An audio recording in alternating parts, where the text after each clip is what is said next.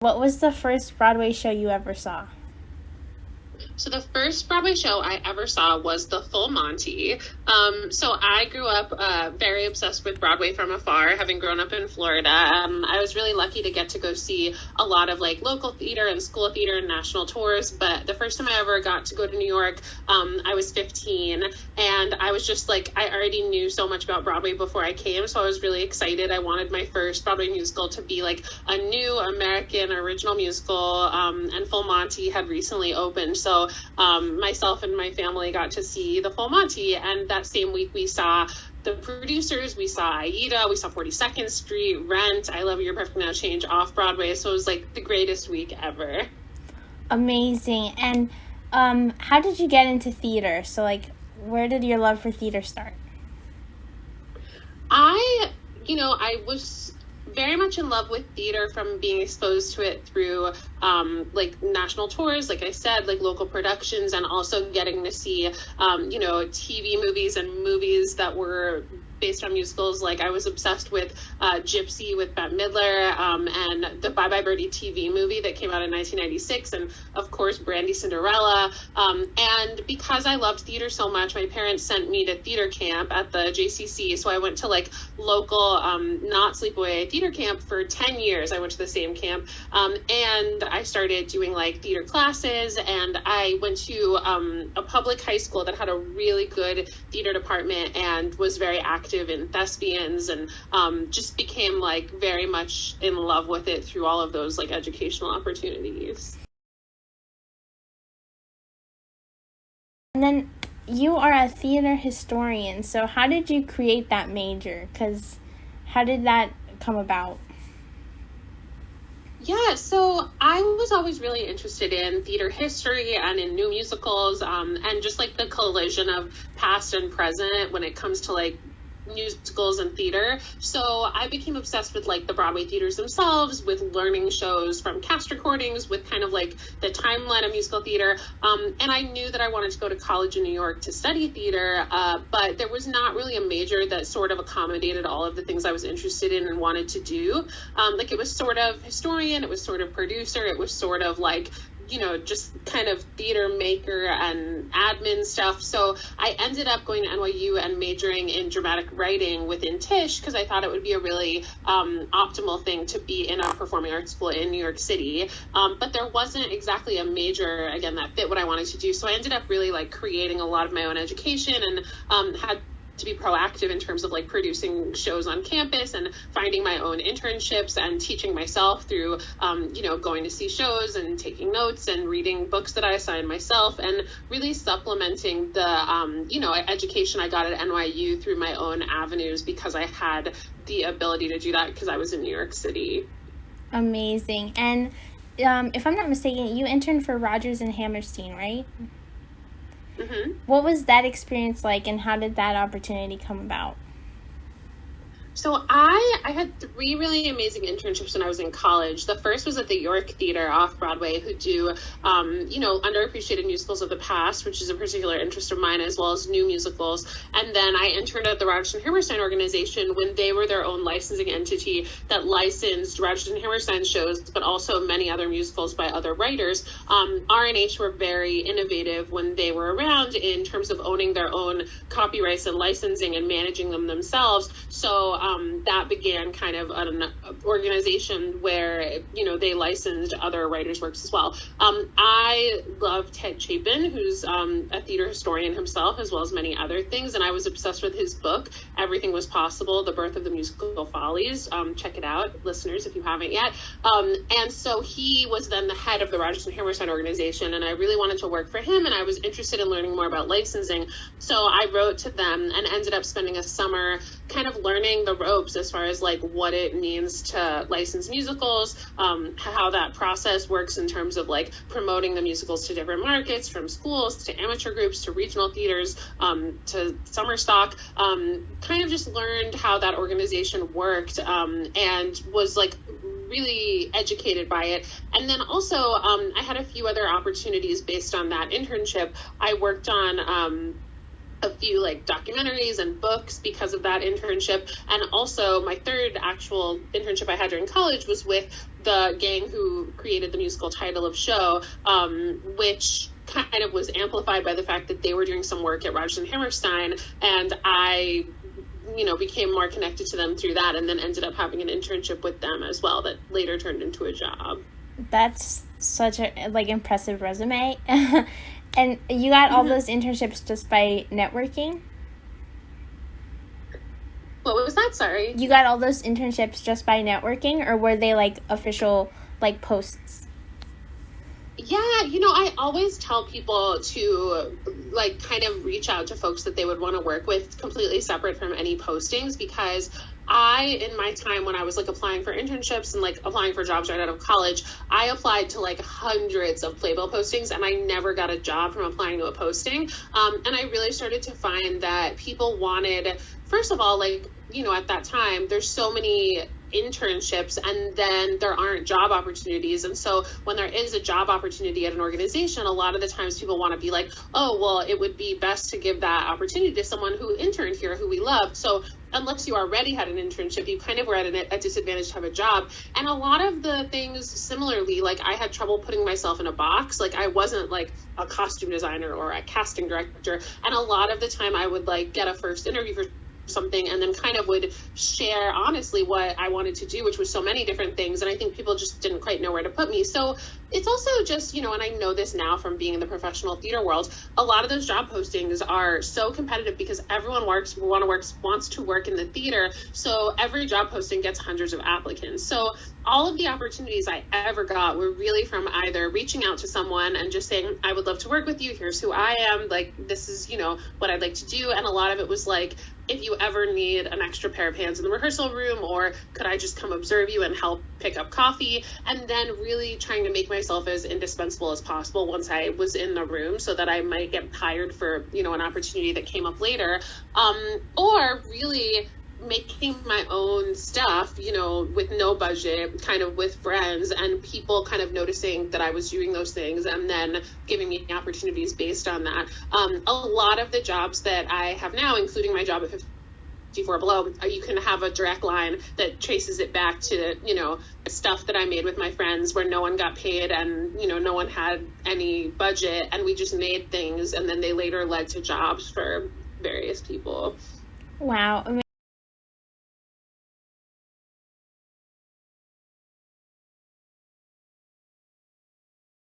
You worked on the Jonathan Larson Project. How did that start? How did that idea stem into the project? So, yeah, I always had loved Jonathan Larson's work. I loved Rent and Tick, Tick, Boom from the time they, came out when I was growing up. And I was part of something that used to happen at City Center Encores, which was a program called Off Center that had an artist board, which meant that a bunch of kind of young artists would gather and try to come up with supplementary programs for the Encores Off Center shows. So when they did Tick, Tick, Boom, I put together a very small lobby concert, which was 5 songs long, that was called the Jonathan Larson Project, with, their work and with the permission of the Larson estate and family. Had 5 people who sang some lesser heard, unknown, underappreciated Larson songs, and the audience could come and see those being done in the lobby with a little bit of narration from me before they saw Tick, Tick, Boom, with the idea being, it's kind of like a talk back, but it was before the show and it was more of a performance. So there were so many awesome things that artists put together like that, that were performances or hybrid, kind of activities for the audience that really made the experience of seeing the show even more meaningful. So I put that together, and then that led to a really wonderful connection with the Larson family and estate, where I started talking to them about wanting to put together a longer piece that comprised, Jonathan Larson's cut songs from shows, songs that had never been heard before by anyone, had never been recorded, stuff that he had left in, essentially boxes when he sadly passed away. And so I spent years doing research and going back and forth to the Library of Congress in Washington, D.C., because I thought I should listen to absolutely every song before I, put this piece together, to be responsible about really knowing everything that was there. And when he passed away, his family, very amazingly, packed up, every notebook and every recording and every tape and notebook and gave them all to the Library of Congress, who have done an incredible job at archiving them and keeping them in great shape. And so I would hear something, on tape number 700 and go, okay, well, this doesn't match any lyric in any notebook, but maybe in the script file, so it was like being like almost like a cave explorer. Like, I liken it to being, I felt like I was literally exploring like new land or something. And I kept finding these like incredible songs from projects that hadn't been produced, from shows that, were kind of known as shows Jonathan worked on, but there was no public material released from them, and really getting excited about the idea of turning these into a song cycle of what new musical theater writer Jonathan Larson might have put together in his own song cycle had he created one, similar to, like Jason Robert Brown's Songs for a New World, Maltby and Shire's Starting Here, Starting Now, like song cycles that I love, where the writers kind of, put together some of their work in that way. So, it was absolutely thrilling and wonderful, and I collaborated with, as of last night, 2-time Tony Award winner Charlie Rosen to kind of take these songs that had often only existed in terms of like a very primitive tape recording from the 80s that was, Jonathan Larson banging on a keyboard in his bedroom. And we kind of conceived and put together the evening as this 5-person song cycle, with our remarkable cast of actors and other musicians and team members, and brought it to life for a week at 54 Below in 2018. And then very excitingly got to record it on a cast album. And for several years since then, kind of put on pause by COVID, have been trying to figure out next steps, because eventually we would love for the show to exist in a format so that everyone can, do it in their high school or do it in their community and sing the songs and have the sheet music. So, very actively still pursuing next steps for what that show might become in the future. Wow. And I love Jonathan's work. And when I heard that you went to the Library of Congress to do the research, I was like, that sounds like the dream. So was there anything that you found in the files or archives that surprised you or that was your favorite? Definitely. It felt really personal to go through someone's like notebooks and tapes like that, and stuff that he probably never thought anyone would read, because it wasn't just, finished drafts from musicals that had had a reading, but that hadn't been, done fully after that, which he might have expected, like, oh, at some point, maybe this will happen, people will see it. It was like very personal songs that he had never released to the public, or, notepads full of his like brainstorming thoughts. And especially like, there are plenty of papers filled with thoughts on Rent and Tick, Tick, Boom, which we know, but that include, the way that they evolved along the way. I guess I was just constantly surprised by the amount of work that he had created that nobody knew, for such a beloved writer who created such a landmark musical. And of course, we're so lucky to have Tick, Tick, Boom also, which, I worked on the movie as well, as a historian consultant. Like, we're so lucky to have that show. And I guess I was a little surprised that even after Rent and Tick, Tick, Boom, there was just so much more, there was so much worthwhile material from standalone projects. There were so many songs that Jonathan wrote with the idea that, like, maybe in addition to being a musical theater writer, he would try to get pop hits recorded on the radio and, trying to make recordings so he could sell them to try to like have an edge in, the pop music world. So there was just like a lot. And I ended up, I really had no idea what I was in for when I started, but I ended up going there, I think 4 or 5 times, and really still would discover something and be like, oh, I never fully read this page and this connects to this song in this way that I didn't expect. It was really, really incredible as a historian.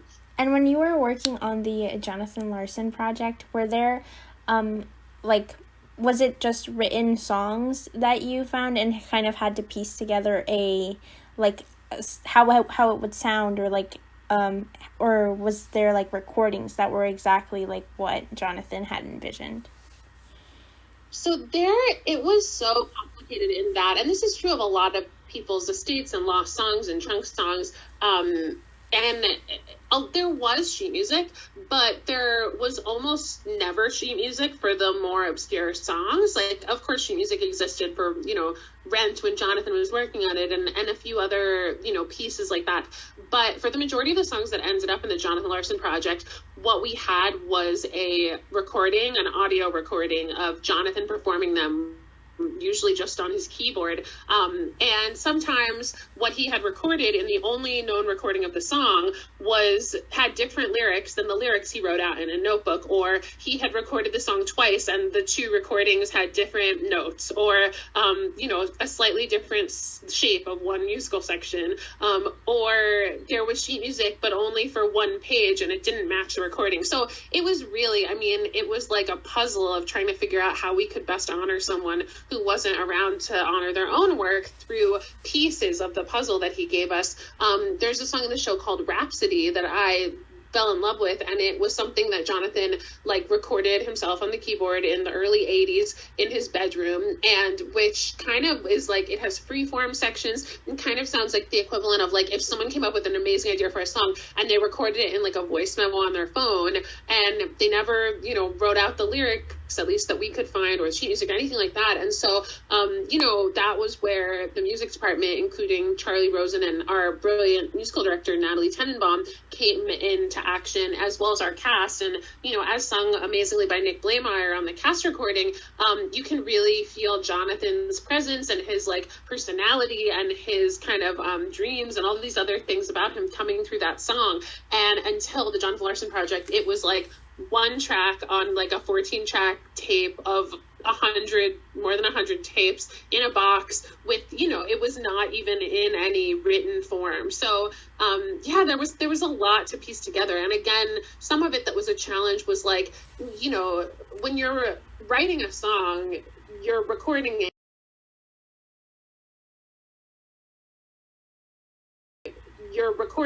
and it's your song. If you mess up one lyric, you're oh, this was just a scratch track that I was workshopping so that hopefully I can work on this song more later. So it was what the writer's saying was actually what he intended. What was oh, he said that one word wrong, and then 2 years later he noted it was this word. It was a lot of wow, making our best efforts to carry forth his intentions.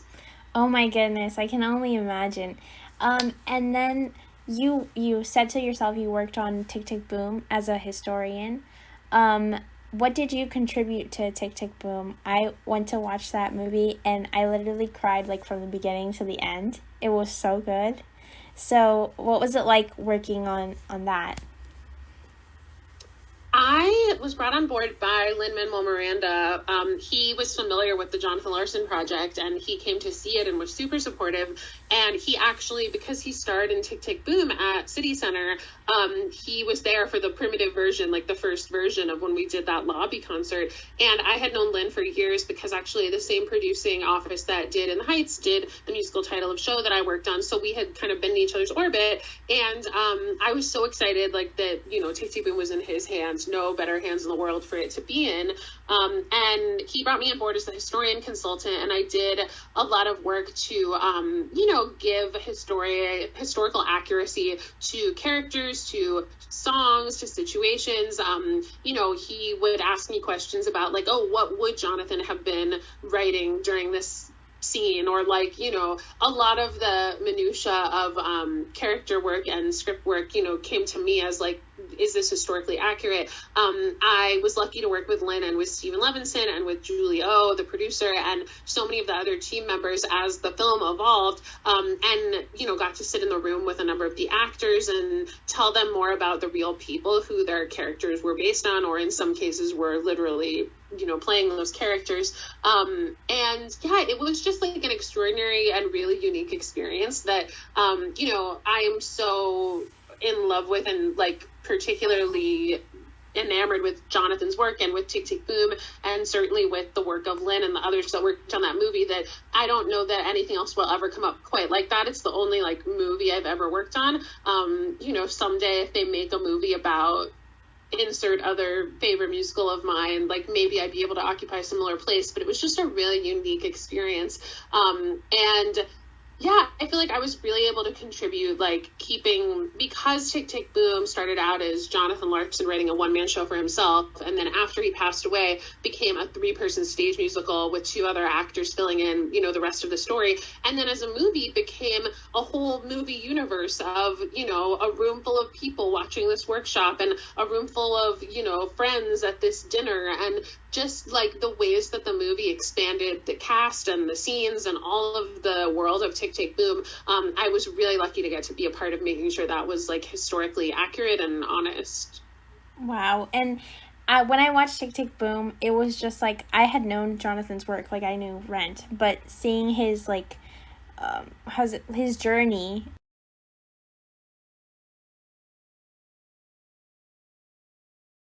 So it was just, it was such a great show. And also the swimming pool scene with when there was the notes, that was one of my favorite like cinematic portrayals. And I was going to ask you also, you have worked on Untold Stories of Broadway. How did that idea start?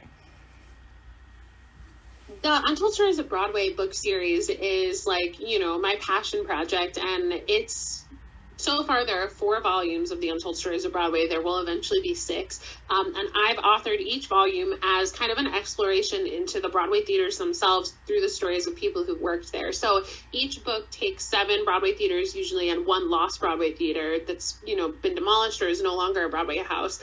And it takes readers through the stories of those theaters via 300 plus interviews I've done with actors and directors and producers and writers and people that aren't interviewed as often, dressers and ushers and door people and everyone in between. And I started writing the books in 2013, really because I was like so inspired by my experiences working at Broadway theaters, and specifically starting with working at the Lyceum on Title of Show, to kind of piece together how folks are connected through the timeline of history because they worked in the same place. So when I got to be backstage at Broadway Theater, it was so exciting to go, oh my God, who else was in this dressing room? And like, oh, when this show was at this theater, like what did they do here? And it was so thrilling to me to be part of history through like being in the physical place of a Broadway theater, which is so, they're all so different. They're also like fascinating. They're also old. And so it was just such a fun thing to start to embark on the challenge of kind of like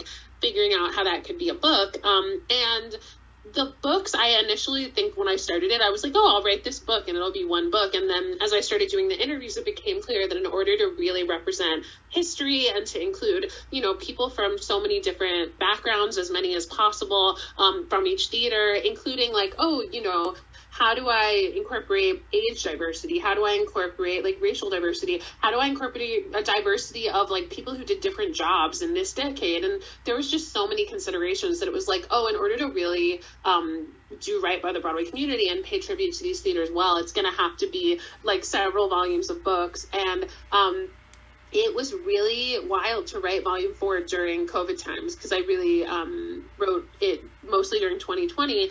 But it's really crazy also to think about, because of the way the interviews were done. I would do just one huge interview with each interviewee, and then I would separate the interview based on like which theaters we talked about. So if I talked to Lynn Ahrens about, Once on This Island at the Booth and Ragtime at the Lyric and Rocky at the Winter Garden, I would put those sections of her interview in, folders for each of those different theaters.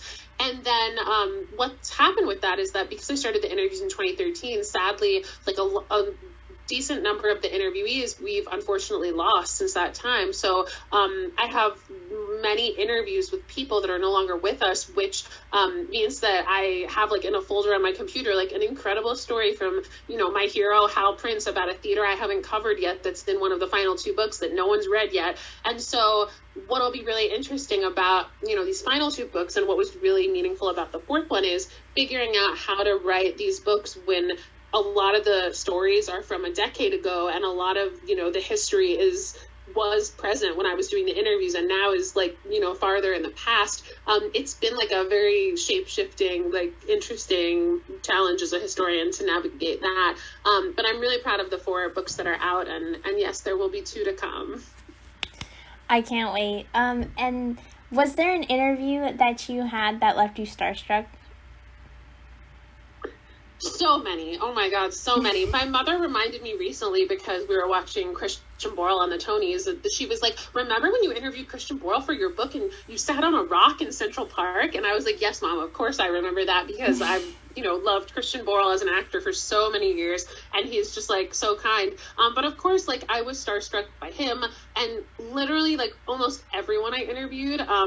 One thing that was really exciting about when I started the book was because in order to write the first book, I needed to do such a like large volume of interviews. So basically I did about 200 interviews for book one. And then for each subsequent book, I've added about 30 more interviews. But what that meant was that within, those first 8 months and probably even less of embarking on writing the book, I would sometimes have, 10 interviews in 1 week. I would sometimes have 5 interviews in one day. There were like Saturdays where I would schedule like this interview at 10 a.m., this at noon, this at 2, and, all stacked throughout the day every 2 hours. And they would all be in different places in New York. So I would be like rushing from like, Central Park to the Heights to Brooklyn. And I would really just be, the color of the interview was changed by the location and the kind of in-person New York City of it all. It was really thrilling. A lot of the interviews were done in restaurants in the theater district that are sadly no longer there. A lot were done in backstage dressing rooms of shows that those actors were in that are now closed.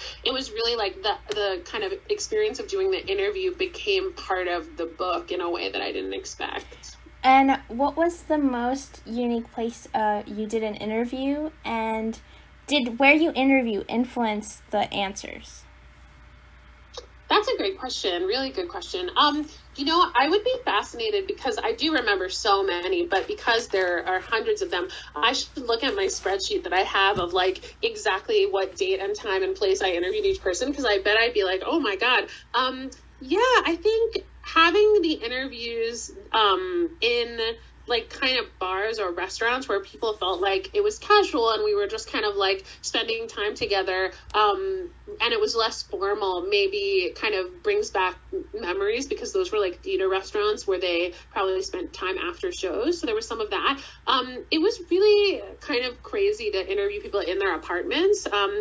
Mary Beth Peil is someone that comes to mind. I had loved her for years as an actress in stage and screen. Dawson's Creek was my favorite TV show when I was in middle school. So Mary Beth Peil, who's also like a musical theater legend, looms large for me. And people like that who I didn't know, similar to when I was applying for internships, I really just wrote to people. And people like Mary Beth Peil were like, sure, come interview me. And this is my, address. And it was really wonderful that people kind of let me into their lives like that. There were so many like family members and pets and like, kind of home stuff involved where it felt very like personal when I got to do interviews that were in people's living rooms like that. Right. And also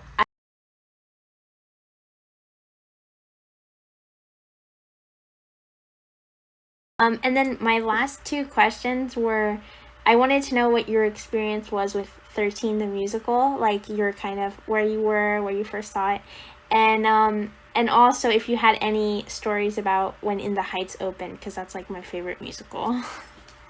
I love both of these questions. I honestly feel like we've talked about so much in this interview that I haven't talked about in other interviews, because it's just like, your stuff and we're like going deep on things. So both of those musicals, very exciting and important, like when they first came out, and like very much 2 of my favorite musicals. 13 is an interesting story because one of the original actors in the original Broadway cast, Aaron Simon Gross, is my like honorary little brother since growing up in Florida, like you did as well. And we, grew up together in Boca. I was like assistant director and like teaching assistant at the kind of Broadway classes that I took as a kid when he was then taking them. So we really bonded because he was this kid that was just super knowledgeable about Broadway the way I was growing up in Florida. And when he was 13, he was cast in the Goodspeed production of 13. And at that point, I was already like going to NYU, living in New York, and we were, in touch. And I would like, babysit him sometimes. And like I called myself like his musical theater Mary Poppins, and we would just like fly around the city having adventures. So it was really fun to see him have that very deserved opportunity to be like in a new Jason Robert Brown musical. And through him, I kind of became friends with a number of the other cast members and got to watch them have this extraordinary experience. And like, you know, Jason Robert Brown is one of my favorites. So seeing a new Jason Robert Brown musical evolve from Goodspeed to Broadway was really exciting too. And 13 ended up on Broadway at the same time as Title of Show. So I remember just like kind of going back and forth between those two theaters sometimes, and still kind of having an eye into the world of 13 through Aaron. And then, yeah, it's been like so awesome to see that show become what it's become. And like, you know, every year I go back and I adjudicate and do workshops at Florida Thespians, and seeing how much all generations have really like carried on the 13 songs is really fun.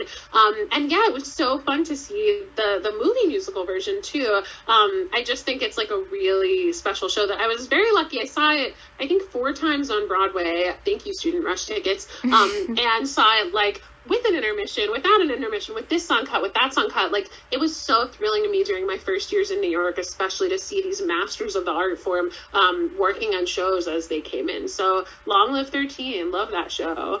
And In the Heights. What's your 13 story? Have you ever like worked on a production of it, or? Oh no, I just like love it. I found it because I realized Ariana Grande was in it, and she performed. I think it was I don't remember where in New York, but she performed the song like a couple of years ago. So I found the music through that, and I was just obsessed. And I love Jason Robert Brown now, like amazing. But In the Heights, go ahead, because I know we have limited time. Yeah. In the Heights also, like I said a little bit earlier, when I was working on the musical Title of Show, In the Heights was being produced by the same producers. So we were both in the office of Kevin McCollum and Jeffrey Seller and Robin Goodman, 3 legendary Broadway producers. And as we were kind of trying to get Title of Show to Broadway, doing a web series, creating Title of Show stuff, the In the Heights team was also doing the same thing at the same time. And so we had some interactions with them when we were working on, you know, web series stuff for Title of Show. And then I was so lucky to get to go to opening night of In the Heights. I had seen it off Broadway at 37 Arts when In the Heights premiered in New York, in that version, and loved it. And I have been lucky to see it like during Broadway previews. And then because the cast of Title of Show was so kind in taking me along as their like intern little sister mascot kind of, I got to go to opening night. It still is one of like the greatest opening nights that I've ever been to. Broadway opening nights are like absolute magic, so special, very like history in the making, but they also can be first of all stressful if you're working on the show, because a lot of the times you're waiting for the reviews. You know that if this happens at the party, then you have to go do that.